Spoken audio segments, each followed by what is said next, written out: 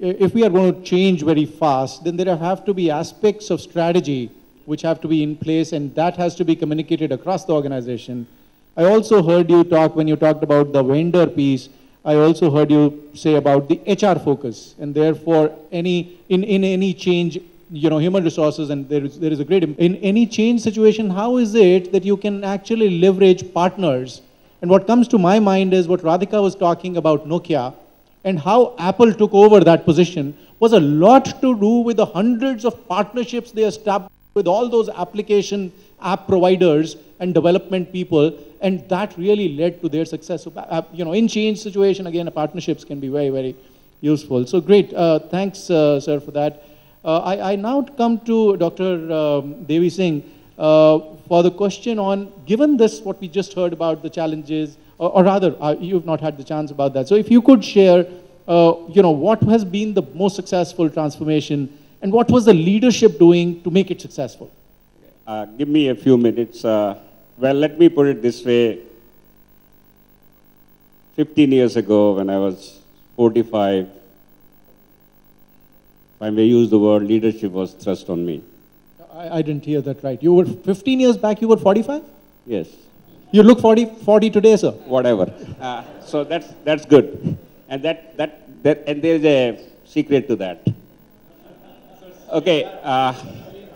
You know, I was one of the youngest, and I was with the MDI. And MDI,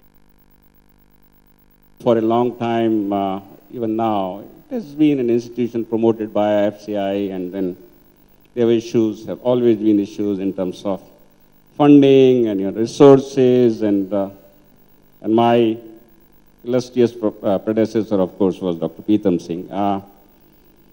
So the challenge was first from within. People need to accept you. You just came in and you was pitchforked and put as director. And then you need to manage the organization in terms of resources to take it to a different level. MDA was known more as a training institution, not much for academics and rigor, research. How do you do that? We could do that. We could make it financially sound, left a hefty, and solid bunch of corpus for Dr. Singh, and then I moved on to IIM Lucknow. I was told, first thing I was told that, look, the style you followed in MDI, forget it, it's not going to work in an IIM. I said, well, IIM Lucknow, 16, 17 years down the line, started in 84, first program started in 85, and we are running just one MBA program with 120 students. Financially, we are dependent on government. Lucknow as a place had its own difficulties those days, not as much now. And getting and retaining faculty was a big challenge. And academic institutions are all about getting the best faculty and the best students, and everything else works around it. And as an outside IIM system, acceptability is obviously low, and I heard people saying in my back, I don't want to talk about late, my predecessor, third director, who is no more in this world. He said, another such and such person has come and we'll kick him out in 6 months' time. I said, fair. And IIM Lucknow typically was considered as a difficult place, a little more politicized, complex, and absolute resistance for change. We did not start a new program. So the first challenge was, how do I establish my own credibility, and how do I create the ecosystem where people find it supportive, conducive. So I did a few things. First, I set up an office which was an open office. Anybody could walk in from any side, whether peon or anyone. And with faculty, you see, in our system, two things. You cannot fire anybody, and you cannot assign any work to your faculty. You cannot assign, you have to only request, and the person can always say no. And the democracy in IM system is of the highest order anywhere you can even imagine. All decisions have to be made collectively and directed at best, first among the equals. And I did not have access to their feedback. I could not ask for their performance reports. It's not for director. Director doesn't have to look how I teach. He used to do other jobs and let him do that. And from there, I never till today have called any faculty to my room. I've never ever issued a memo to anyone, even assigning something. I always picked up the phone, asked the person, are you there? I want to come. And slowly and steadily, and like in IM and MDI, everybody watched with a glass. What is this person doing? He must be a moron. What is happening? Why is he so involved and all that? There has to be something bigger behind the scene. Couldn't find anything. Says, he's an idiot, let him do it, leave him alone. Same thing in IM Lucknow. But slowly and steadily, they started accepting that I was trying to do something. And I always said that, look, I will not do anything unless there's something in it for you. And if you're convinced there's something in it for you, please come along. I said, each one of you is bigger than me. You don't have to listen to me if you don't want to. You can criticize me in front of me or outside, but please, no one is bigger than the institution. So we started setting some goals and introduced a new program within 3 months. Huge resistance, set up a performance management system for faculty in February. I joined in 25th September 2003, August 2003, announced a new performance management system, first time in IM system in February, and from there was no looking back. Today, I used to spend 95% of my time in administration initially. Today I don't spend 5%. I made a commitment to my faculties, listen, I will be careful, I will use all the data, but I may still make mistakes. But I promise you, mistake will be of judgment rather than of intent. Trust me. And the other thing I did, if I said something, that had to happen. If I made a commitment, no matter what, it had to happen. And the other thing I said, no matter what resources you want, I'll do my best to get it for you. Never say no as long as you do something which is good for you and for the organization. So created systems and processes which made me virtually redundant in running administration. The other thing that even we have deans, they don't want to take responsibility. Finally, the responsibility is of the director. And then we started putting emphasis in terms of generating resources so that we can leverage for research and all that. Today, IIM Lucknow, we have built a new campus, spent about 100 crores, all our own money. We have done another 150 crore construction in Lucknow, and we are the richest organization, which are richest IIM among all the IIMs. We are sitting at 300 plus crores corpus.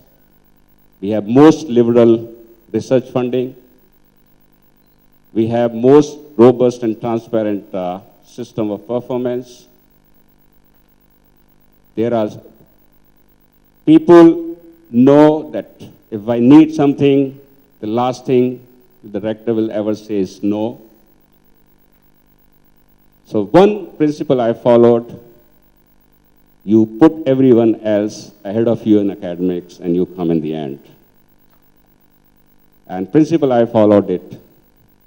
I've never heard till today anyone either in MDI or in Lucknow in terms of it comes to hurt or being vindictive.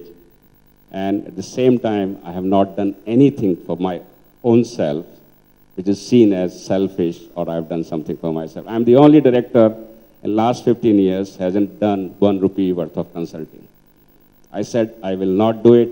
It's all for you and for faculty. And I think all of that has given the credibility. Today, we haven't had a faculty who's left us in last 3 years. We have 90 plus faculty. We get some of the best people now, and we get some of the best students.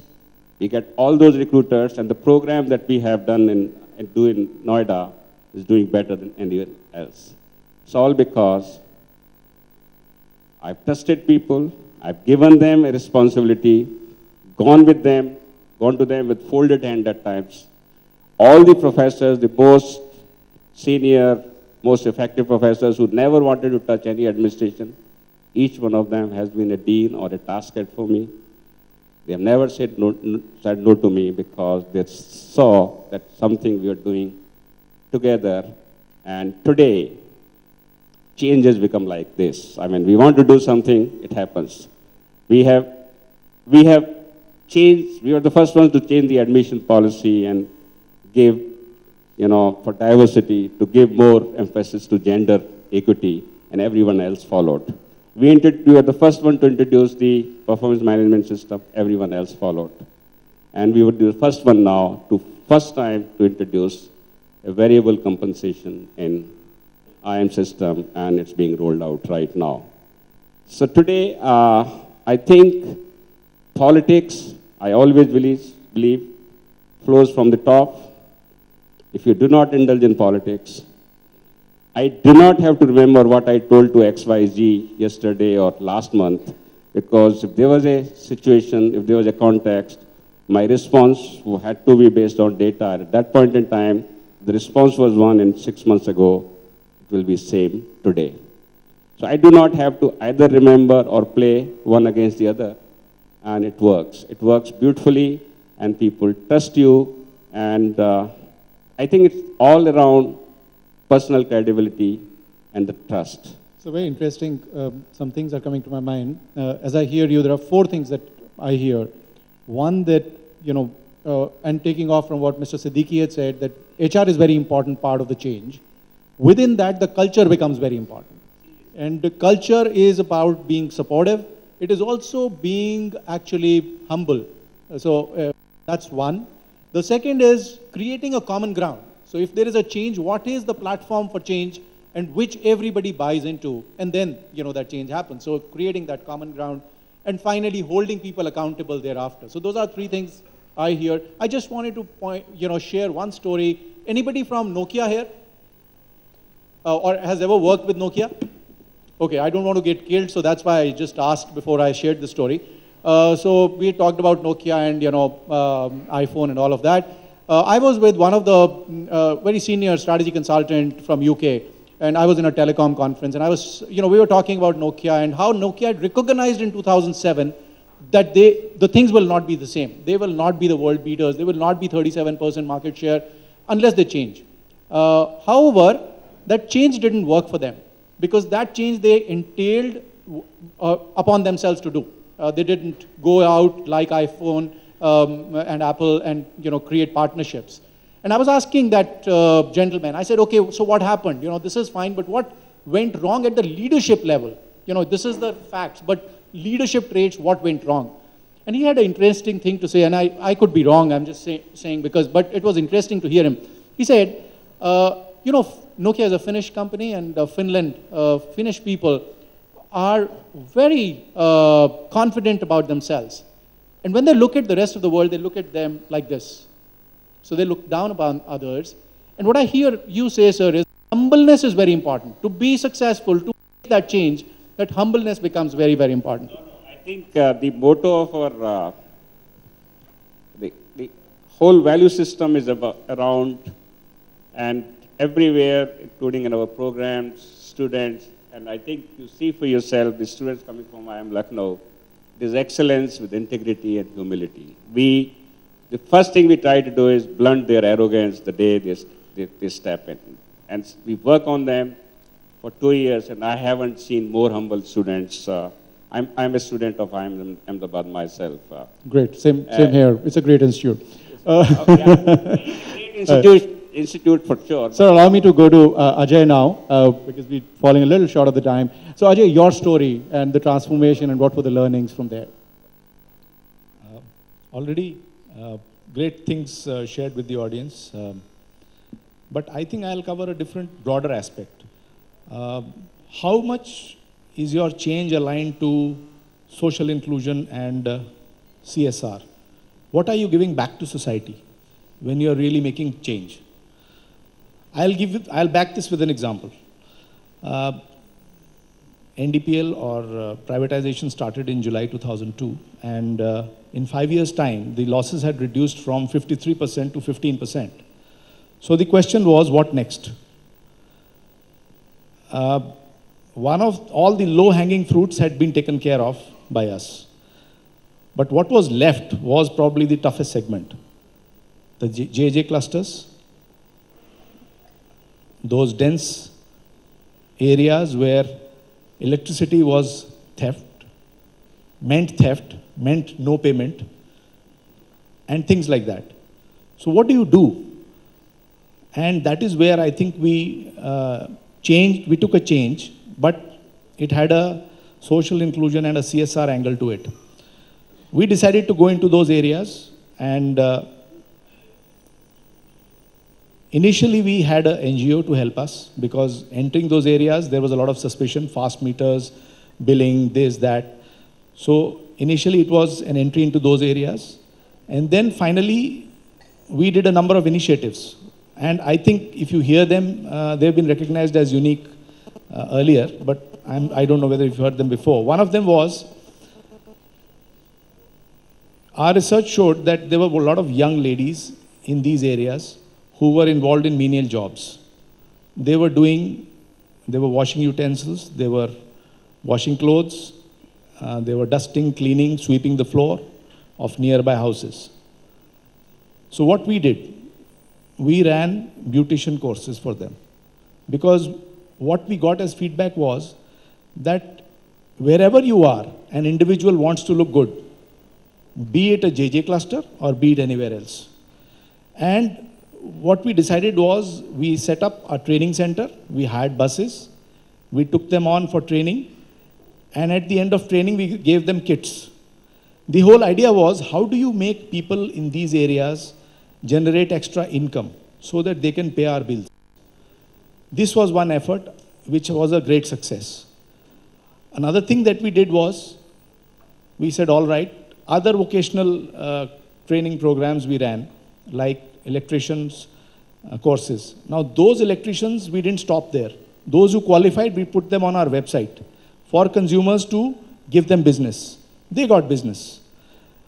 The whole idea was, finally, whatever you do must result in improving of income generation for them. And then afterwards would be the question of billing them and getting new connections. There was another initiative. We tied up with LIC, and we said, we will give you 1 lakh free insurance, life insurance, provided you are a regular paying consumer. Initially, this was with a lot of skepticism, but we said that this scheme will be run by us, not by LIC, and we will make the payout within a stipulated time of 48 hours if there is any fatality. And that was done. There was another initiative which we took. We found a lot of people are using drugs in these areas. So we ran drug de-addiction camps.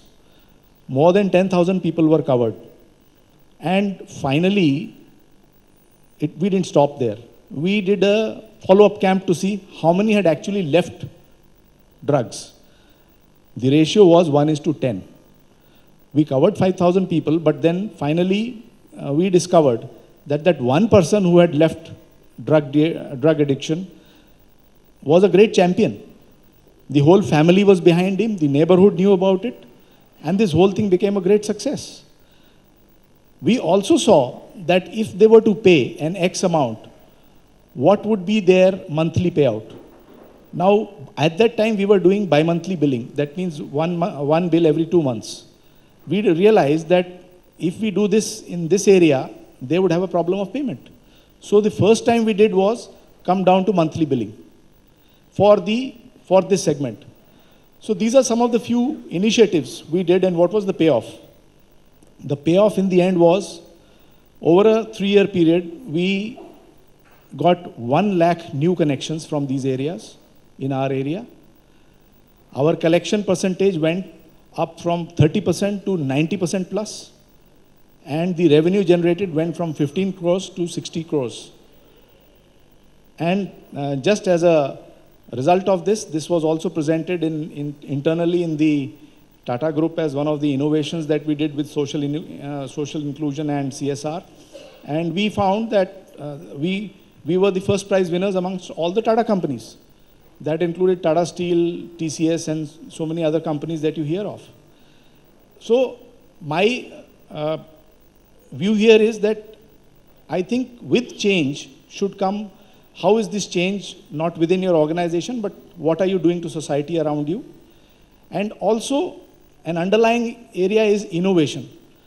Your innovation can't be far behind your mechanisms to promote innovation.